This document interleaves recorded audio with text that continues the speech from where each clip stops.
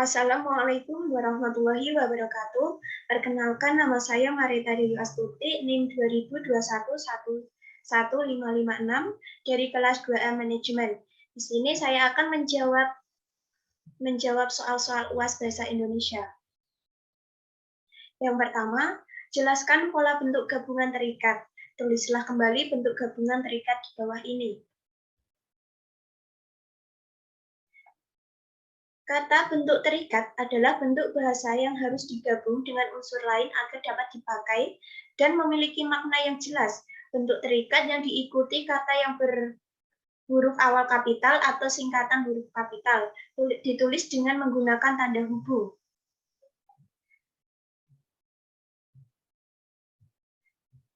Contohnya, adi plus kuasa, ditulis adi kuasa. 2. Catur plus tunggal, ditulis catur tunggal. 3. Dwi plus warna, ditulis dwi warna. 4. Ekstra plus kulikuler, ditulis ekstra kulikuler. 5. Kontra plus revolusi, ditulis kontra revolusi. 6. Purna plus wirawan, ditulis purnawirawan. 7. Sabta plus grida, ditulis sabta grida. 8. Sub plus bagian, ditulis subbagian tanpa tanda plus. Yang soal nomor 2, jelaskan perbedaan bentuk penalaran deduktif dan bentuk penalaran induktif. Berikan contoh penerapannya. Perbedaan utama antara penalaran induktif dan deduktif adalah bahwa penalaran induktif berproses dari premis spesifik ke kesimpulan umum, sedangkan penalaran deduktif berproses dari pesimis umum ke kesimpulan spesifik. Ada dua jenis alasan. Mereka adalah penalaran induktif dan penalaran deduktif. Penalaran deduktif merupakan proses penalaran yang menarik kesimpulan yang bersifat khusus dari hal-hal yang bersifat umum. Nilai kebenaran dalam penalaran deduktif bersifat mutlak, benar atau salah, dan tidak keduanya bersama-sama. Umumnya, penalaran deduktif mengambil kesimpulan secara logis berdasarkan premis yang ditemukan. Premis adalah asumsi, pemikiran, dan landasan kesimpulan yang dianggap benar.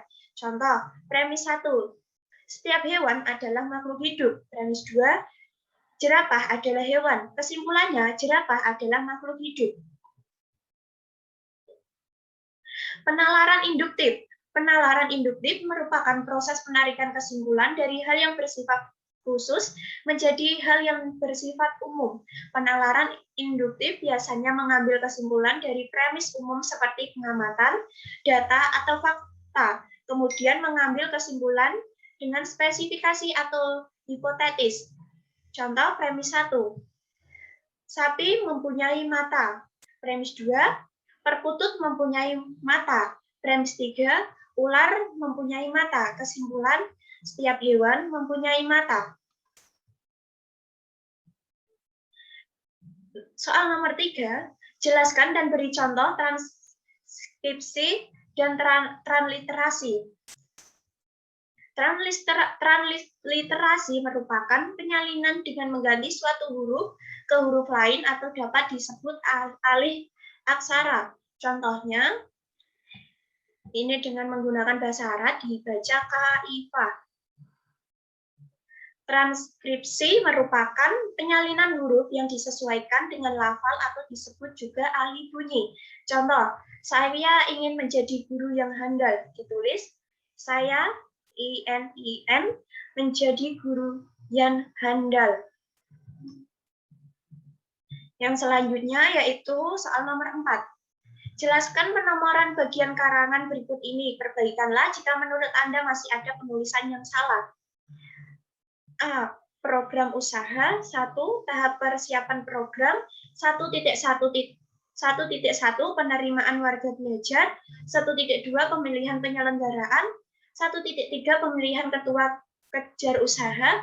1.3.1 musyawarah. 1.3.2 ditunjuk. Pembenarannya adalah 1. Program usaha yang dinamakan bab. 1.1 tahap persiapan program yang dinamakan subbab. 1.1.1 penerimaan warga belajar yang dinamakan anak subbab. 1.1.2 pemilihan penyelenggaraan, 1.1.3 pemilihan ketua kejar usaha, 1.1.3.1 musyawarah yang dinamakan anak subbab pertama. Yang selanjutnya 1.1.3.2 yang disebut ditunjuk. Soal nomor 5, jelaskan cara penulisan gelar akademik yang benar. Kemudian berikut ini jika masih salah penulisannya segera diperbaiki. Yang nomor 1, Bayu Maharani S.S. Nomor 2, R.M. Pratama, M.M. Nomor 3, Dr. Irfai Faturrahman, SPD, MPD. Nomor 3, Dr. Randes Muhammad Kanzanuddin, MPD. Nomor 5, Profesor Dr. Ahmad Ulin Nuha, MPD. Penulisan yang benar adalah Bayu Maharani, S besar, S besar. Nomor 2, R.M. Pratama, M besar, M besar. 3, Dr. Irfai Faturrahman, S.PD, M PD. Yang keempat, Dr. Randes, Muhammad Kanzanuddin, M PD. Yang kelima, Profesor, Dr. Ahmad Ulin Nuha, M PD. Soal nomor 6. Jelaskan penggunaan tanda elipsis, tanda siku, dan tanda kurung. Berikan contoh penggunaan tanda tersebut dalam kalimat. 1. Tanda baca elipsis memiliki simbol berupa titik-titik atau tanda titik-titik berjumlah 3. Tanda ini digunakan untuk menandai kalimat yang terputus-putus atau bagian kalimat yang hilang. Misalnya, penyebab kemerosotan titik-titik akan diteliti lebih lanjut. Catatan, tanda elipsis itu didahulukan dan diikuti dengan spasi. Tanda elipsis pada akhir kalimat diikuti oleh tanda titik. Jumlah titik 4 buah. Yang nomor 2, tanda kurung siku dipakai untuk mengapit huruf, kata, atau kelompok kata sebagai koreksi atau tambahan atas kesalahan atau kekurangan di dalam naskah asli yang ditulis orang lain. Contoh, Sang Purba Mong, tanda kurung buka, huruf D, tanda kurung tutup, engan bunyi gemericik. Penggunaan bahasa dalam karya ilmiah harus sesuai dengan kaidah bahasa Indonesia. Selanjutnya, tanda baca kurung yang digunakan untuk mengapit angka atau huruf yang merinci suatu urutan. Contoh, penulisan kalimat dalam bahasa Indonesia harus sesuai dengan EYD atau ejaan yang disempurnakan. Soal nomor 7. Jelaskan 3 cara penalaran induktif meliputi generalisasi, analogi, dan hubungan sebab akibat atau klausa. Silakan jelaskan satu persatu disertai contohnya. Nomor 1, generalisasi adalah proses bernalar yang bertolak dari sejumlah gejala atau peristiwa yang serap untuk menarik kesimpulan mengenai semua atau sebagian dari gejala atau peristiwa yang bersangkutan. Contoh, seorang anak melakukan jogging setiap pagi. Seorang ibu melakukan jogging setiap pagi. Generalisasinya adalah anak dan ibu melakukan jogging pada setiap pagi.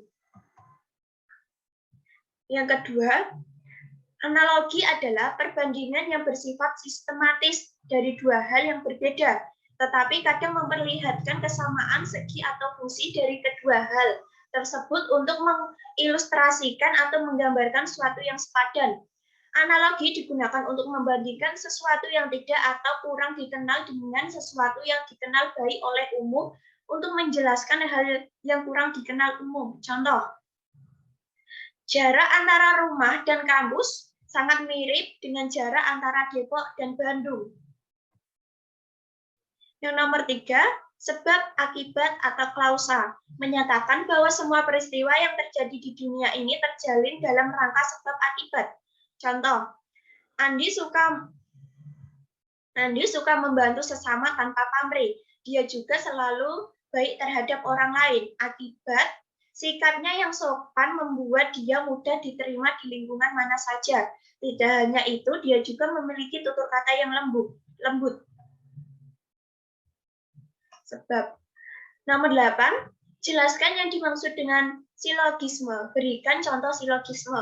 Silogisme merupakan cara menarik kesimpulan secara deduktif, yakni dari premis umum atau mayor, dan khusus atau minor. Silogisme juga disebut dengan penyimpulan tidak langsung karena konklusi diambil dari dua permasalahan yang dihubungkan dengan cara tertentu. Contoh, premis mayor. Jika hujan, saya naik becak. Contoh premis minor, sekarang hujan. Konklusi, saya naik becak. Soal nomor 9. Apa yang dimaksud dengan konjungsi? Sebutkan jenis konjungsi dan berikan contoh penerapan konjungsi. Konjungsi adalah kata penghubung atau kata sambung. Konjungsi adalah kata tugas yang menghubungkan dua atau satu bahasa yang sederajat. Kata dengan kata, frasa dengan frasa, atau klausa dengan klausa. Jenis konjungsi dan contoh penerapannya. 1. Konjungsi adiktif. Konjungsi adiktif adalah memberikan keterangan tambahan. Itu mengapa konjungsi adiktif sering juga disebut dengan kata penghubung gabungan, tapi tanpa mengubah keterangan di dalam kalimat sebelumnya. Contoh, dan, bahkan, selain itu, dan serta. Contoh kalimat, Surya bermain di lapangan dan Melati pergi ke perpustakaan. Selanjutnya ada konjungsi adversatif, yaitu kata penghubung yang menghubungkan kedua gagasan yang berlawanan atau menyatakan kontras. Contoh, namun, meskipun, tetapi, dan melainkan. Contoh kalimat, Rita tetap berangkat ke sekolah meskipun kakinya terasa sakit.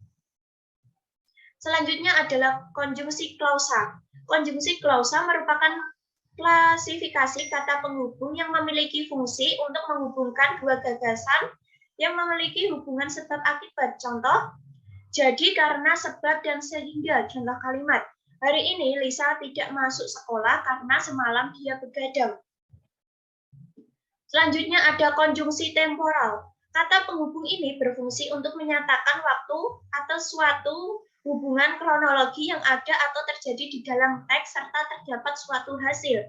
Contoh, kemudian, lalu, setelah, dan sebelumnya. Contoh kalimatnya, Ros mengerjakan PR, kemudian dia membantu ayah menanam pohon mangga di perkarangan rumah.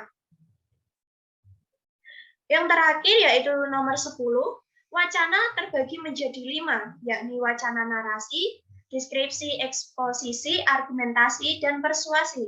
Jelaskan ciri dan perbedaan tiap wacana tersebut serta berikan contohnya. Wacana narasi yang bisa disebut wacana penceritaan atau wacana penuturan adalah wacana yang menceritakan suatu hal atau kejadian melalui penonjolan tokoh. Ciri-ciri menceritakan peristiwa, adanya tokoh, waktu kronologi. Contohnya, pada tahun 1929, Cipto Mangunkusumo dianggap pemerintah Belanda terlibat upaya sabotase, sehingga Cipto Mangunkusumo dibuang ke Banda Neira. Pada masa pembuangannya, penyakit asma kambuh. Saat Cipto Mangunkusumo diminta tanda tangan perjanjian yang meminta ia melepaskan hak politik agar bisa kembali ke Jawa untuk berobat. Ia dengan tegas menyatakan lebih baik beliau mati. Ia kemudian dipindahkan ke Makassar, kemudian ke Sukabumi pada tahun 1940. Karena udara Sukabumi cukup dingin berakibat kesehatannya menjadi kurang baik. Oleh karena itu, ia dipindahkan kembali ke Jakarta hingga wafat pada 8 Maret 1943. Wacana deskripsi adalah salah satu jenis karangan yang melukiskan suatu objek sesuai dengan keadaan yang sebenarnya, sehingga pembaca dapat melihat, mendengar, merasakan, mencium, serta imajinatif apa yang dilihat, didengar, dirasakan, dan dicium oleh penulis tentang objek yang dimaksud. Ciri-ciri wacana deskriptif. 1. Ada objek atau hal dan suasana. 2. Disampaikan secara jelas dan rinci. Contoh wacana deskripsi. Pasar terapung adalah sebuah pasar tradisional yang seluruh aktivitasnya dilakukan di atas air dengan menggunakan perahu. Suasana pasar terapung yang unik dan khas adalah berdesak-desakan antara perahu besar dan kecil saling mencari pembeli dan penjual yang selalu berseliweran kian kemari dan selalu oleng dimainkan gelombang sungai. Kebanyakan para pedagang adalah wanita. Menariknya di pasar terapung ini juga masih berlaku barter antara pedagang. Tak ada organisasi pedagang sehingga jumlah mereka yang berjualan tak terhitung. Mereka datang untuk berjualan dan bubar dengan sendirinya ketika matahari mulai terik.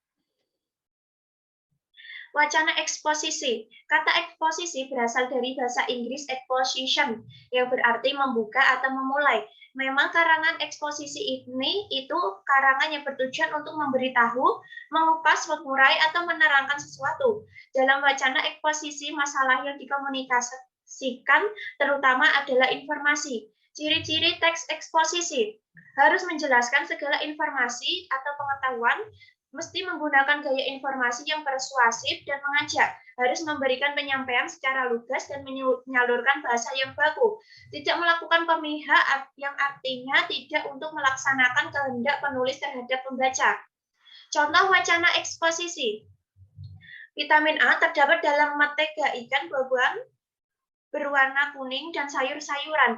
Diet yang rendah vitamin A dapat menyebabkan presentasi yang menurunkan terhadap infeksi, nafsu makan yang menurun, dan pencernaan makanan yang tidak sempurna. Pada mata dapat menyebabkan keratohalmia. Pada kulit, kekurangan vitamin A menyebabkan timbulnya bintik-bintik atau benjolan pada lengan, bahu, dan tungkai dengan ukuran yang berbeda-beda yang mengelilingi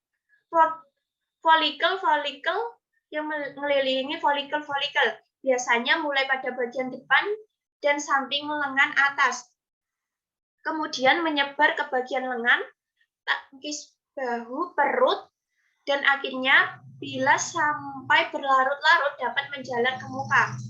Penonjolan-penonjolan ini keras, kering warnanya lebih gelap dari kulit sekitarnya, dan tengahnya terasa tajam di muka menyerupai jerawat, dan kulit muka kering sekali. Wacana argumentasi. Argumentasi adalah suatu bentuk retorika yang berusaha untuk mempengaruhi sikap pendapat orang lain agar mereka itu percaya dan akhirnya bertindak sesuai dengan apa yang diinginkan oleh penulis dan pembaca. Glory Craft 2010 merupakan argumentasi penulis atau pembicara ingin menunjukkan sesuatu hal dianggap benar atau salah dengan didukung fakta-fakta.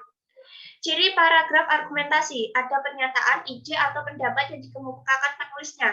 Ada alasan, data, dan fakta yang mendukung. Pembenaran berdasarkan data dan fakta yang disampaikan.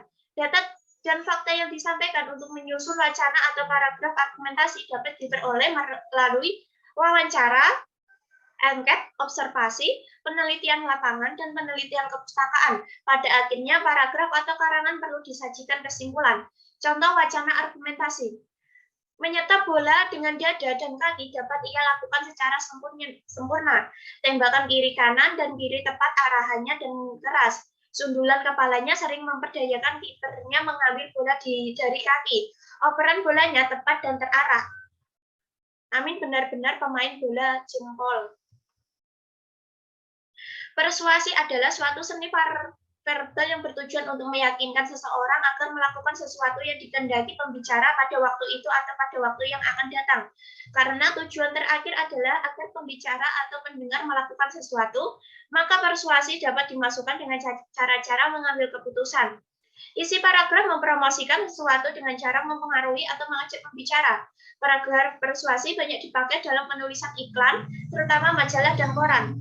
Ciri-ciri teks persuasi mengandung kata ajakan yang dapat mempengaruhi atau mendorong pembaca untuk melakukan suatu hal sebagaimana yang disampaikan. Contohnya, mari kita membuang sampah pada tempatnya agar lingkungan kita bebas dari banjir dan bebas dari penyakit yang disebabkan oleh sampah-sampah yang dibuang tidak pada tempatnya. Oleh karena itu, perlu kesadaran pada diri kita masing-masing untuk membuang sampah pada tempatnya. Sekian presentasi jawaban UAS Bahasa Indonesia dari saya. Wassalamualaikum warahmatullahi wabarakatuh.